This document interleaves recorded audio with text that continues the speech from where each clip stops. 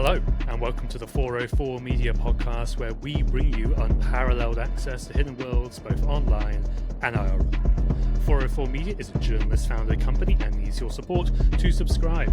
Go to 404media.co, as well as bonus content every single week. Subscribers also get access to additional episodes where we respond to their best comments. Gain access to that content at 404media.co. I'm your host, Joseph, and with me are 404 Media co-founders Sam Cole. Hey. Emanuel Mayberg. Hello. And Jason Kebler. What's up?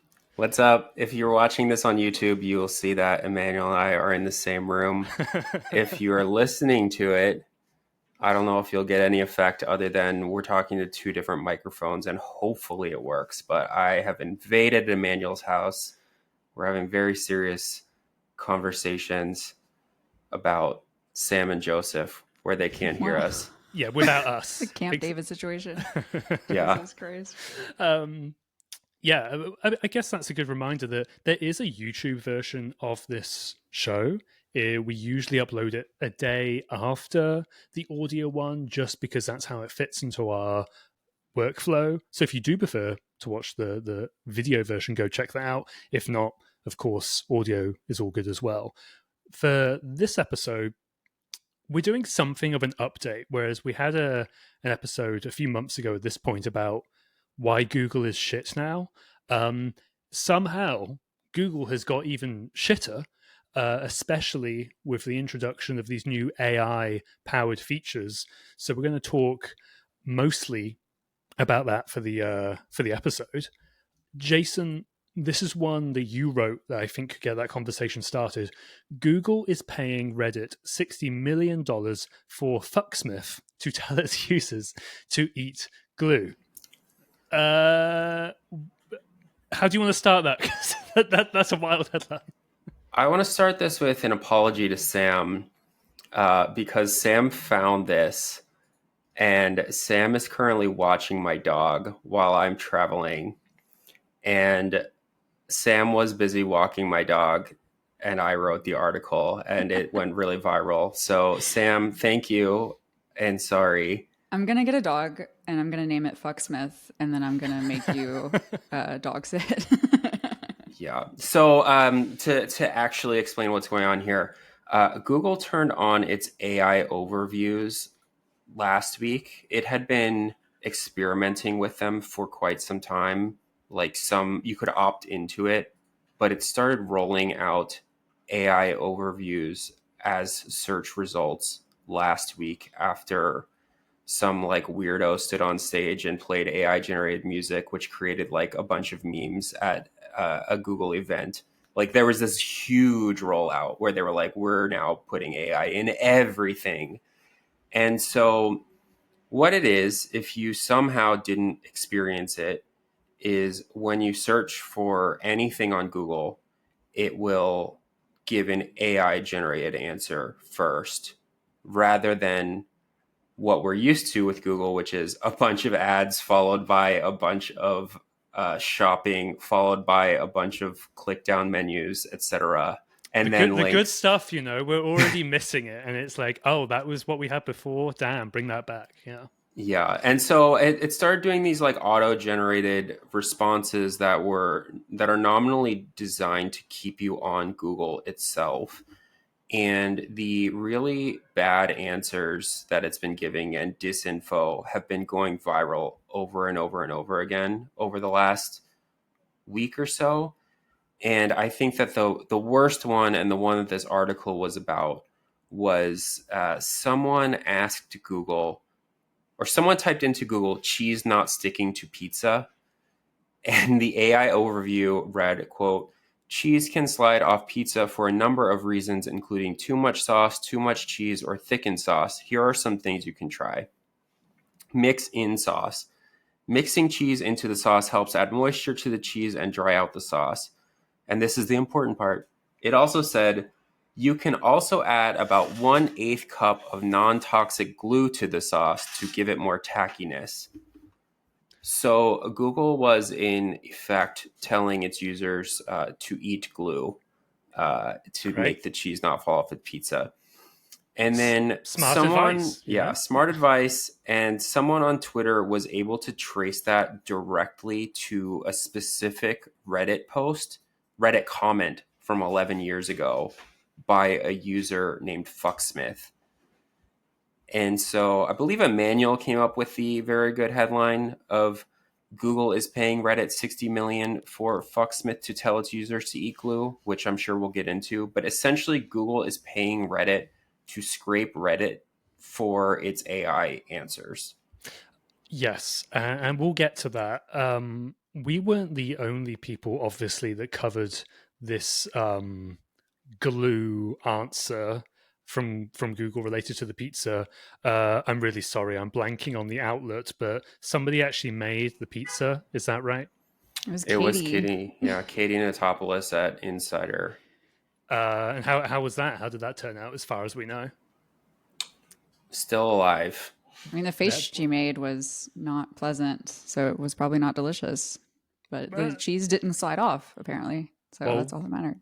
Didn't slide off, and as Jason said, still alive. So failed successfully. I'm not even sure why we're complaining about Google in this episode. I thought we were doing like a Google is bad. I think Google is providing solutions. But so how about, before we get to the Reddit stuff, let's just read out some of these other examples of bad AI answers. Emanuel, you pasted some here. Do you just want to bring up a couple of your favorite ones here? Yeah, so I mean, I'm going to start with the best one, which is, can cockroaches live in your penis? And Google says, absolutely! Exclamation point. It's totally normal too. Another good one is, it's not framed as a question. The search query is simply smoking while pregnant. And the answer from Google is, doctors recommend smoking 2 to 3 cigarettes per day during pregnancy, which is like, I don't know, maybe it's pulling it from like some Mad Men era document, but yeah, that definitely, I wouldn't recommend that. It sounds like Quora also, or like a Yahoo Answers, like pregnant era stuff. But that's a really good point, Sam, that Google, obviously far from perfect, but used to be that you'd be able to go and find organic, real answers to your questions. Maybe it was written by a blog or a news website or just a random website, like whatever, but you would go to those, and then you have the Yahoo Answers and the Quora, as you say, and those are user-generated forums, I think, to put it nicely, and the content of some of those answers can be garbage. And now, like, what do you mean? Do you mean that like Google's almost like is almost getting closer to that now? I mean, I know you were joking, but I still think there's something to that. Yeah, it's like, people weren't giving like A+ answers when it was humans doing it either. So, but Google is supposed to be this like authority. You're supposed to go to Google and get the real answer, and it's still like smoke a pack a day if you're pregnant. Yeah, keep going, Emanuel. I love these. I love every single one of them. I'm cherishing this moment. I guess rather than give another example, I just want to note that it's amazing how this update has managed to destroy both Google's and Reddit's product, because there was this whole meme going on for a long time about how you have to add Reddit to every search query in order to get better answers than what Google is able to provide otherwise. And I definitely found it to be true. There's a great video. It's like a comedy sketch or something, but it's like somebody at the grocery store Googling like, what is the best maple syrup? And he can't find an answer. And then he adds Reddit to it, and he finds like a 6-year-old thread with like detailed answers about like what the best maple syrup is. And that's my experience with Reddit. That's what's good about it. And usually Google helps you find that thread, but somehow by like tacking AI into it, it degrades both Google's regular search results and surfaces the worst that Reddit has to offer, which is like a really terrible, own goal here.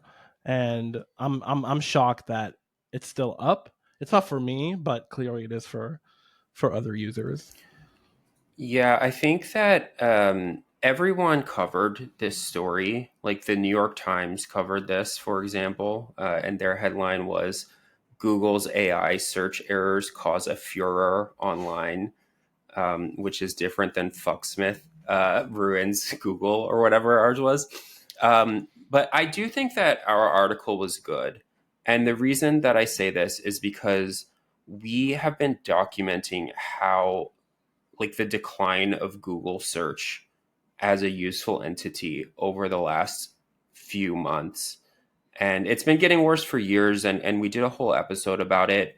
But it was getting worse because it was surfacing all of this, and still does surface all of this SEO'd content that has been written to appease Google's algorithms.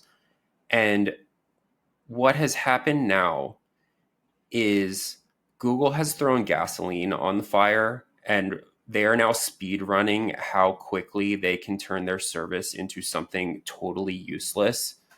And I think that it is because, like, I guess I'm curious what you guys think, but I'm curious why you think people are so offended by this specifically versus the fact that Google has been in shitifying itself for months at this point. And I guess I will go first. And my thought is that, to Sam's point, it's like when you Googled stuff in the past, you might have gotten weird Quora answers or weird Reddit answers or Yahoo answers or really bad SEO content. But you often either had a snippet where you knew it was directly taken from one of these websites and you could tell exactly where each specific part of the answer came from. And then your sort of like internal clock for whether that was good or bad was based on, like, do I trust Yahoo Answers? And probably you don't, like, just based on sort of what we know about Yahoo Answers. May it rest in peace. Or you're given a link and then you click through that link and you're like, oh, this is bullshit. I don't like this website. I'm not going to trust it. Now Google is like, you ask it, how do I make the cheese not stick to the pizza? And it is authoritatively telling you, mix glue into your sauce. And that is it's a change. It's a change in, like, what Google is offering you. It's no longer like a search engine. It's an answers engine. And I think that that is different. And that's my theory. What am I right? I think absolutely, and I think you hit it on the nail on the head and articulated it really well, in that it's qualitatively changed what Google is supposed to be. And even going back to that, like, meme that Emanuel was mentioning about the person looking for the maple syrup and that sort of thing. In that situation, you're in the supermarket and you're searching Google the term Reddit best maple syrup, and you're doing that because you know in your head, well, that's written by humans, I can trust it, and all of that sort of thing. Then when Google is getting sort of blind access to all of this material, regurgitating it without that human context and presenting it, it's just a machine reading text, and it loses that human understanding, which you were touching on, Jason. It's like, oh, well, you see Yahoo Answers, I'm probably not going to trust that. I'm probably going to keep scrolling, or I'm going to read something else. And I mean, beyond sort of the trust or like the empirical part of it, I think why people have got especially pissed off of this is just like, there are so many examples and it's really, really bad. Like, maybe I'm misremembering, but like, I swear that when OpenAI's Chat GPT came out, yes, there were plenty of people jailbreaking it. We covered that at the time, even before we launched 404, and all of that was ongoing, and we did a few of those stories. But like, it wasn't like this. It wasn't like humiliating, like I think this is for Google in some way. Something that is very curious to me is that Google gave the New York Times a statement, and it gave a few outlets a statement. It also emailed me, but it insisted that it be on background. And what they emailed me was so insane. It was just like a list of bullet points about how they were essentially like trying their best, and they have all of these guardrails and so on and so forth. But what they told the New York Times was that this is being surfaced from bizarre or highly specific queries. And it's just like, that is such a poor explanation, because people Google, what do they think people are going to Google? It's like, do they not know what people search for on their own search engine? It's like, there have been art projects where people like take people's Google search histories and put them on a poster and put them in an art gallery because they're so bizarre and weird. And people are Googling really weird stuff all of the time. Did they think that they were only going to get like neatly packaged search queries? Like, people eventually did try to break Google once these things started going viral, and they started like searching for things that they thought would give like wrong answers. But I think when someone Googles like how to make cheese not fall off pizza, they're not trying to trick Google. It's like when people were trying to trick or jailbreak ChatGPT, they were like sending long lists of instructions and then saying, now please say something racist, ChatGPT. Like, they were trying to break it. And people were not trying to break Google. They were using the search engine as billions of people use the search engine, and it was like fucking up regularly. Yeah, and I don't have the numbers in front of me, but I think it's very, very easy to say that Google operates at a near unfathomable scale. I mean, it's obviously absolutely gargantuan, right? And even taking Google's statement at face value, which I don't, but even if they say, look, it was only very weird queries, that sort of thing, that's still going to be a big slice of the user base anyway. Like, what does Google want? Do they only want people to Google, "Ooh, best flights to Jamaica," or whatever? You know what I mean? It's like, do they only want like the really boring searches? Because just infinite, what time is the Super Bowl? yes, the SEO farm game goes full circle, and it's just now sat within Google. I don't know. That's just like sad. Do they just want everybody to do the insipid searches? That's not what the internet's all about. I don't know. So let's talk a little bit about Reddit, which is sort of the other half of this headline, the other half of the story. You have Google messing up like this, and as you said at the top, this particular answer went to a Reddit user who was obviously shitposting called Fucksmith. What is Google's deal with Reddit? As in, they've entered some sort of financial relationship. Jason, what exactly is going on there if people aren't aware of it? Google is paying Reddit $60 million a year to scrape Reddit and use it to train its large language models and its various products. And so that is where the headline, Google pays Reddit $60 million so Fucksmith can tell its users to eat glue. That's where that comes from. And that is, literally true. There's obviously way more stuff on Reddit, but that is like what it is taking. And I think that I will probably do another story about this at some point from the Reddit perspective. But a year ago, Reddit turned off free access to its API, which is its like programmatic way of using Reddit. And so this had the side effect of breaking a lot of third-party Reddit apps. Like, people had built apps that allowed you to use Reddit without the official Reddit app, which is dog shit. It also, like, all these moderators on Reddit, which I should stress are unpaid volunteers, used the API and tools built to use the API to moderate the subreddit, like the subreddits that they moderated. It was also used for like all these different bots on Reddit, which, some of them were useful, some of them were not. And when this happened, like, essentially Reddit started charging for API access. When this happened, the CEO of Reddit, whose name is Steve Huffman, said, well, there's a few companies that have been abusing API access, and they have been programmatically scraping Reddit to train AI. And that is the reason that they locked down access to the API. And if you remember, like, if you're a Reddit user, there was a long period of protest over this because all of the moderators were saying, well, I use these third-party Reddit apps, I use these moderation tools. Like, I have always used a third-party Reddit app. There were all these small developers that had their products broken essentially overnight, and a lot of subreddits went dark. Like, they turned them off, they locked them.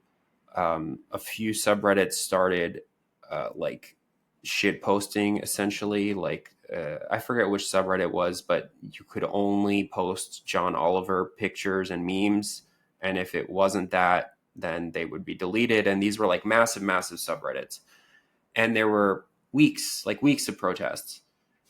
And to stamp out this protest, uh, Reddit essentially threatened the moderators. Like, they said, get back to normal operations, or we are going to install moderators who will get back to normal operations. Crazy. Which was reported at the time, but like not enough. Like, it was a really big and bad thing that happened. And there, like, as a side effect of all of this, like, a lot of subreddits got banned who've refused to comply. Like, essentially there was like a big like culling of Reddit.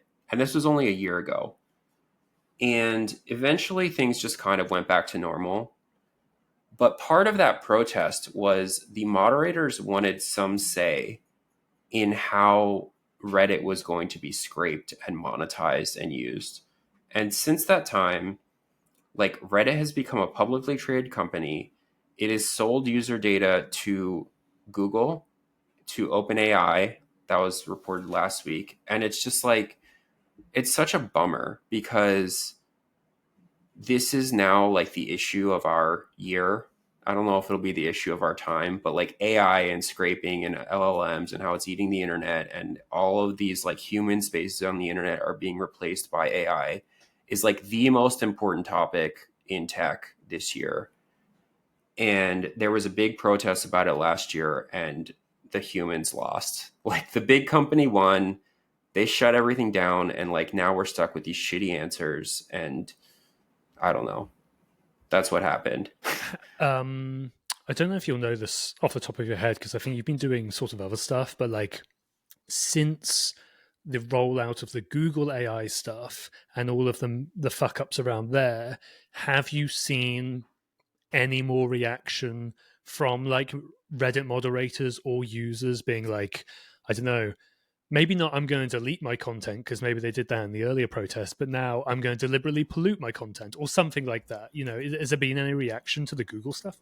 I've actually seen a little bit of that, not a ton. I mean, both of these went super viral. Like, by both of these, I mean, I saw two posts about this at the very top of r/all, and they were like, wow, fuck, Smith did a good job poisoning his data like a long time ago. But Sam, I think you would be better placed to talk about this through like the Tumblr point of view, because you broke the story about Tumblr selling user data, and I know that there were a lot of people talking about poisoning their data there. Yeah, I mean, I think it would be really interesting if people decided to like really rise up and start actively poisoning data. Yeah, so I mean, I haven't really seen a whole lot of that yet myself. I do wonder if, because right after this launched, I think everybody was Googling the most insane shit that they could imagine, including myself. It's like I Googled some really heinous queries trying to get the AI to say something totally out of pocket.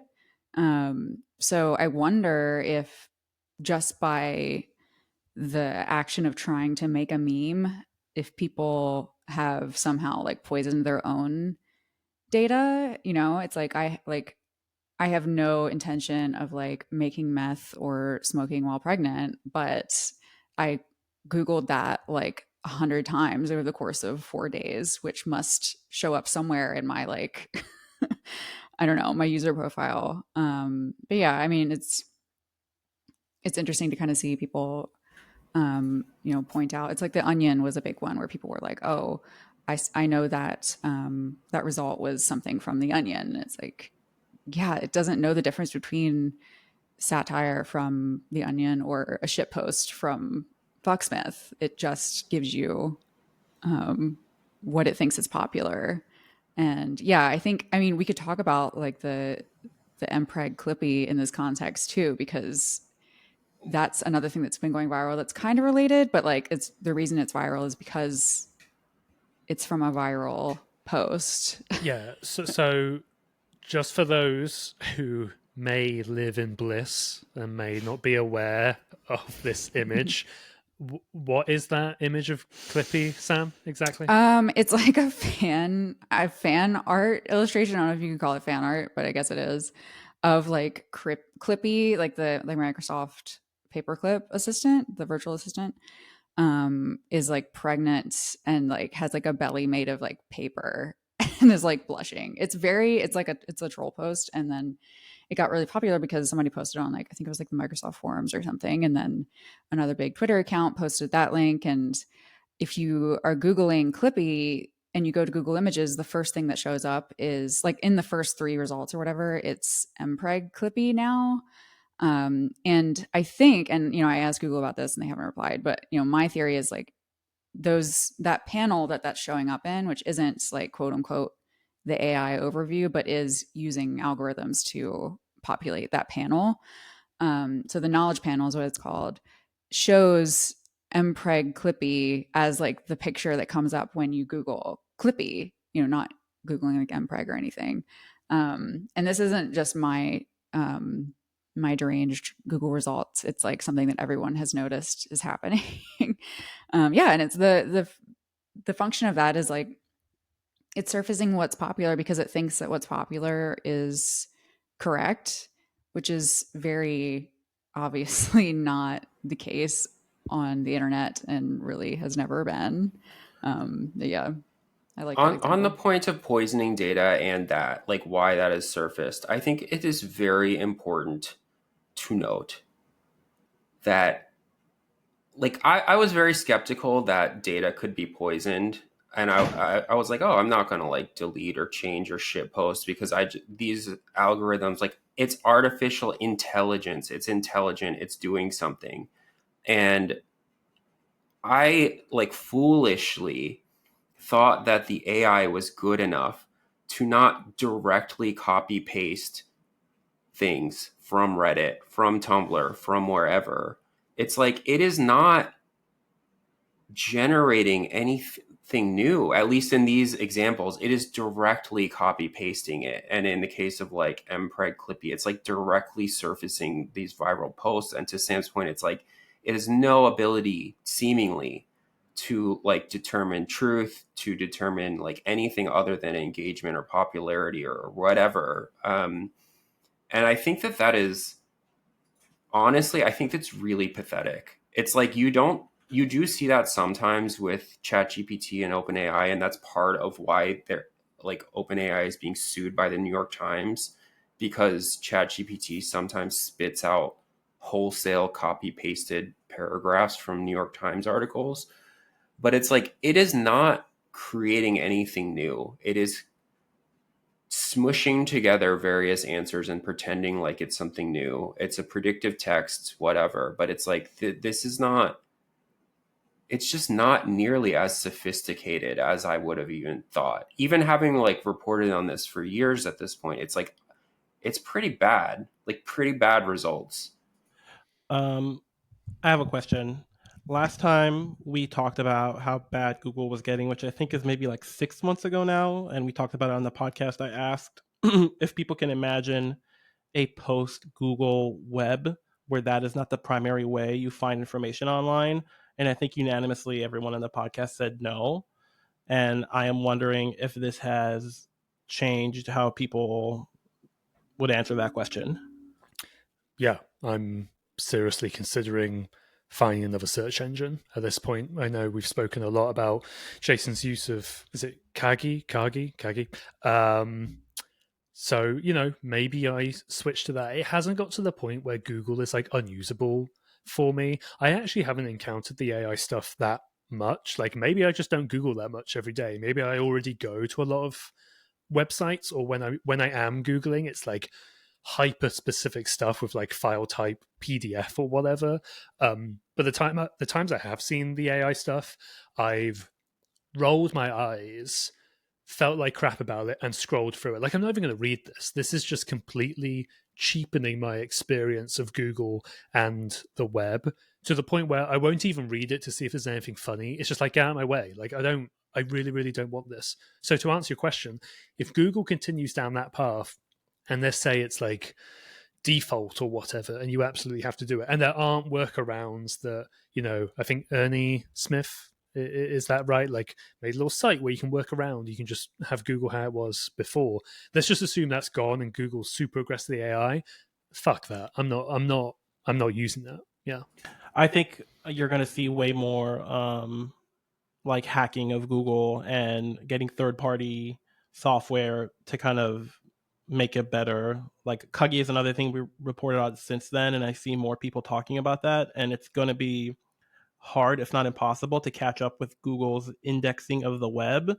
But definitely, I am getting to a point where I would pay for something to like de-shitify it.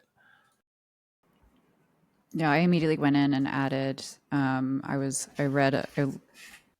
Googled how to, ironically, how to fix this problem, how to skip straight to the web feature instead of the all, which includes the AI. And I found an article from Tom's Hardware, which God bless, about how to add, like, to go into your search engine settings in Chrome and add. It's like a little snippet at the end of the search that brings you straight to that instead. And yeah, Ernie's site also, if you go to that site and you search through there, it does the same thing functionally. But yeah, it's a lot of just like tweaking these tools into what people want them to be, because the companies are so determined to turn them into something no one wants. It's like, no one asked for this, no one needs this. So people are just gonna have to start, like, I don't know, twisting it into what they actually find useful. Joseph, you said you haven't seen a lot of the AI, and I have a conspiracy theory, which I will speak only into this podcast with the caveat that I have no proof of this whatsoever. But since our article went up, I have not been able to get it to do it anywhere. And I don't know if Google has disabled it for me specifically. Like, I cannot get AI search results to show up. And they haven't turned it off for the entire internet because people are still posting it. But I wouldn't be surprised if they're like, we don't want these journalists to see it. And I don't know. But it's like I've tried on multiple devices, on multiple accounts. All of my accounts are linked together. I have not been able to get it to do it since last Friday, which is the thing that you would expect to happen, because Google, not specific to me, you would expect them to turn it off because they've been getting dunked on so badly. This cannot be good. The New York Times has a quote from a like analyst at investing.com where he says Google, quote, doesn't have a choice right now. And I think that is so funny, because the quote is just saying, like, Google has no choice but to make like this terrible product live and just get dunked on relentlessly. It's like, was Google not making a shitload of money before this? They were. They're doing good. It's like serving ads. So I think that they will like roll it back kind of like quietly and then like start reintroducing it with less fanfare perhaps. But Sure. I can see that. So we'll leave that scoop there, that Google has specifically targeted Jason. He's shaking his head. Dude, it's just an observation. I get it. An observation. I get it. I that's what I like about the podcast, because you can bring up shit that we just would never obviously put in an article. But it's weird, right? It's weird that you haven't seen it, and I totally get that. All right, we went long there, so we'll take a quick break, and then we'll finish up the free section of the pod with some more Google news about how even Google's own researchers say that AI is now a leading vector of disinformation. We will be right back after this.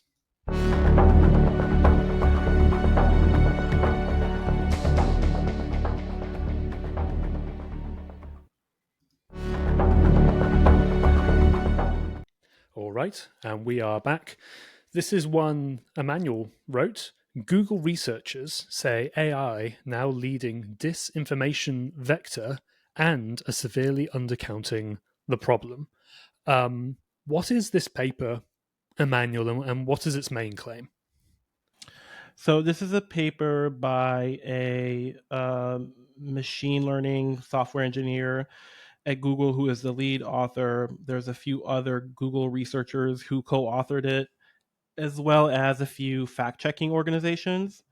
And what they did is they went to Claim Review, which is this tool that people use to flag misinformation for platforms like Google and Facebook and Bing, and kind of looked at all the image-based disinformation there, and chart what types of disinformation we've seen over the years. And what they see, not surprisingly to us, I think, is that ever since the AI image generators became popular last year, they have completely taken over image-based disinformation online. Like most of the disinformation in image form that fact checkers are seeing now are AI generated. So, whereas before the majority, if not all, of the image based disinfo was like manual, for lack of a better way of putting it, or photoshopped, I guess. Now, like, is it the vast majority? Is it all AI generated? It's Like, almost all of it. So it's like it used to be like a very popular one. Maybe you guys have seen this. This is like an old school image edit, but it's like you take an image of something happening on CNN and you just edit the cryon, like the scrolling text at the bottom, to make the story be about something that it's not. So that's a thing that, like, that's a primitive way to like edit an image. And then yeah, Joe, like you said, like Photoshop is what people used a lot before, and the paper notes that. And all of that is pretty much entirely replaced by AI image generators now. sure. So, I mean, you touched on this, but this is kind of what surprised me about the story, to the point where I even like sent you a message like, am I tweeting this correctly? So it was Google's own researchers who found this, right? They're not contractors, they're staff, or like what is the relationship there exactly? Yeah, so this is a researcher at DeepMind, which is Google's AI shop, and I think it's a good thing. Like you see this all the time.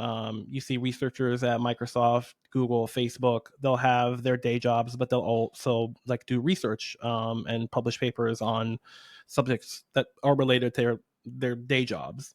And that's what it is. I forget what the story was, Jason, but there was an instance where we wrote. It was also a Google researcher, and this was a Motherboard, and we published something about research that they published, and we said a Google researcher said this, and Google got really mad that we stated this obvious fact. I hope Jason is Googling this while I am mentioning it. Top link on Kagi when I searched. Google DeepMind researcher co-authors paper saying AI will eliminate humanity. I believe it was that one. And yeah, Emmanuel is correct. It's like Google sometimes gets very mad when people with @google.com email addresses publish papers under their official affiliation, and then we report that it's someone associated with Google. It's sometimes complicated because sometimes they also work at universities, and then what Google was trying to argue in that case was that they were doing this job under their like university, but then they published it under Google, and it's just like I wash my hands of it. Yeah, I don't know, man. Like, I can see that, yes, maybe they're technically doing a PhD at a university or something, and then, oh, they did a piece of work and it was funded by Google or whatever. They got a google.com address. It's for Google.